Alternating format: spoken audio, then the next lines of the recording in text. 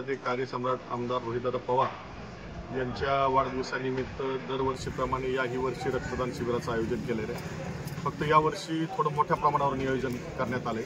खऱ्या अर्थानं शिवशाहू फुले आंबेडकरांचा विचार जपणारा असा कर्जत जामखेडचा आमदार युवा आमदार रोहितदादा पवार आहे आणि त्यांच्या वाढदिवसानिमित्त कुठला तरी सांस्कृतिक कार्यक्रम किंवा इतर पक्षाचे लोक घेतात त्या पद्धतीचा कार्यक्रम न घेता एक सामाजिक उपक्रम कुठला तरी का व्हावा या दृष्टीने आम्ही या ठिकाणी जामखेड तालुक्यामध्ये 17 ठिकाणी आज रक्तदानाच्या शिबिरांचं आयोजन केलेलं आहे आणि ग्रामीण भागामध्ये रोहितदादावरती प्रेम करणारे जे लोक आहेत ते मोठ्या प्रमाणावर या रक्तदान शिबिरामध्ये सहभागी होईल। एक सामाजिक आपली बांधिलकी जपण्याचं काम करतायत।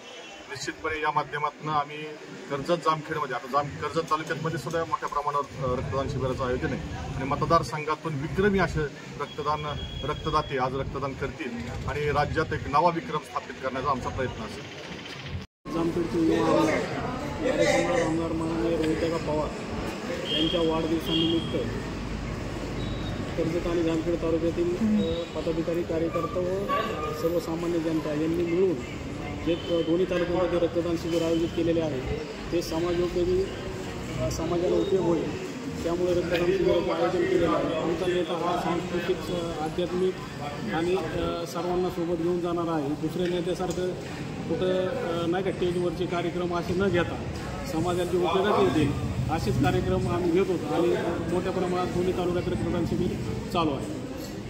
वेगवेगळे कार्यक्रम करून आम्ही सर्वजण आमदार रोहितदादा पवार यांना वाढदिवसाच्या लाख शुभेच्छा।